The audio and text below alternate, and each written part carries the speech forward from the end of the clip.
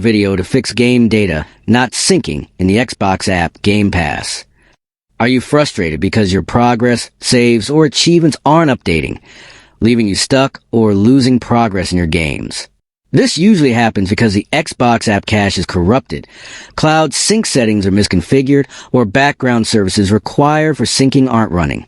Many solutions online are long, confusing, and hard to follow, asking you to reinstall the app, edit system files, or reset Windows, which can be risky and time-consuming.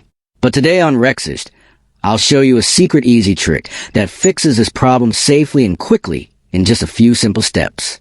First, we'll clear the Xbox app cache to remove corrupted data, then ensure cloud save and syncing settings are enabled correctly, and finally restart required services so your game data syncs properly with Game Pass. This method works on almost all Windows 10 and 11 PCs, keeps your save files safe, and doesn't require advanced technical knowledge. If you want to make a full step-by-step tutorial showing exactly how to fix game data not syncing in the Xbox app, leave a comment below, and I'll guide you through it on Unsynced. Try this trick today, and get your game progress syncing smoothly without any issues.